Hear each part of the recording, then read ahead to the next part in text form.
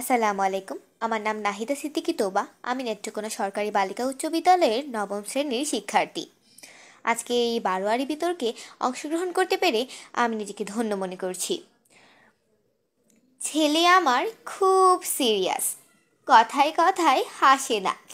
জানেন দাদা, আমার ছেলের বাংলাটা ঠিক আসে না। ইংলিশেও রাইমস বলে, ডিবেট করে, পড়াও চলে। আমার ছেলে খুব পজিটিভ, অলিক স্বপ্নে ভাসে না। জানেন দাদা, আমার ছেলের বাংলাটা ঠিক আসে না। লিখেছেন ভবানী প্রসাদ মজুমদার। ধন্যবাদ মাননীয় বিচারকগণ ও শ্রোতাগণ আমাকে বারোয়ারি বিতর্কের সুযোগ করে দেওয়ার জন্য। আজকে এই বিতর্ক দিবসে বিষয় নির্ধারিত হয়েছে আমার যতটুকু সাধ্য। যেহেতু বারোয়ারি বিতর্ক, তাই বাক্যটি পূর্ণ করে আমার বিষয় নির্ধারণ করেছি আমার যতটুকু সাধ্য। আমি আমার দেশকে ভালোবাসবো। আমরা এই কবিতাটি থেকে বুঝতে পারি যে কলোনিয়াল দৃষ্টিভঙ্গি থেকে বাংলাদেশকে অবজ্ঞা করেছে বাঙালিরা। বাংলায় জন্ম নিয়ে আমরা কিন্তু দেশ ও ভাষাকে অবজ্ঞা করি। আমরা যদি একটি ছোট্ট উদাহরণ দিই তাহলে কিন্তু বিষয়টি বুঝতে সুবিধা হবে।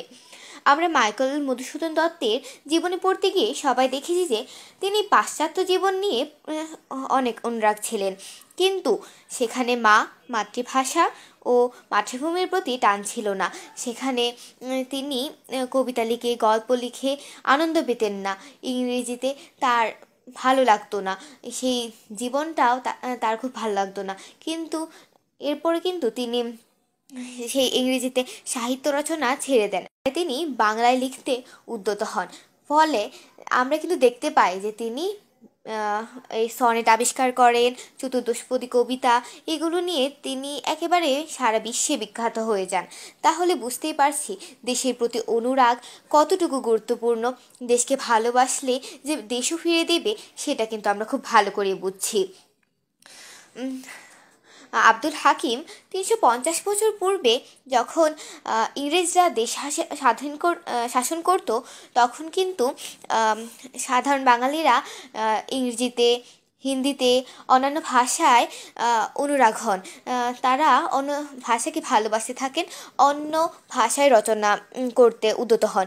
কিন্তু আব্দুল হাকিম তখন বাংলাকেই ভালোবেসেছেন। তিনি 350 বছর পূর্বে লিখে গেছেন, যেসব বঙ্গেতে জন্মি হিংসে বঙ্গবাণী, এসব কাহার জন্ম নির্ণয় না জানি। নিজের দেশের প্রতি ভালোবাসা দেখাতে গিয়ে কবিতাটি লিখেছেন আব্দুল হাকিম। আব্দুল হাকিমের সময় সবাই অন্যান্য ভাষা নিয়ে কবিতা রচনা, সাহিত্য রচনা করেন, কিন্তু তিনি দেখেছেন যারা বাংলাদেশে জন্মগ্রহণ করেছে কিন্তু কিন্তু তারা অন্য ভাষার প্রতি অনুরাগ, তারা বাংলা ভাষাকে দেখতে পারে না বা পছন্দ করে না। তখন কিন্তু তিনি এই লাইনগুলো লিখেন। এই 350 বছর পূর্বে একজন সাহিত্যিকের এত ভালোবাসা বাংলাদেশের প্রতি, তা দেখে সত্যি অবাক হতে হয়। আমরা দেশকে কিছুদিন আগে স্বাধীন করলাম। বাঙালিরা কিন্তু আন্দোলন করতে, জীবন দিতে কখনোই দ্বিধাবোধ করে না। যেমনটা আমরা দেখেছি 52, 71 এবং 24-এ আমাদের দেশের জন্য কিভাবে আমরা নিজেরাই দেশের জন্য কাজ করে গিয়েছি, যুদ্ধ করেছি, জীবন পর্যন্ত দিয়েছি।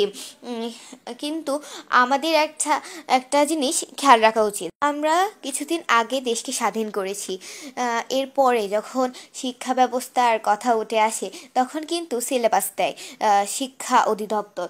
তখন কিন্তু সাধারণ বাঙালি অর্থাৎ ছাত্ররা মিছিলে নামে, আন্দোলনে নামে।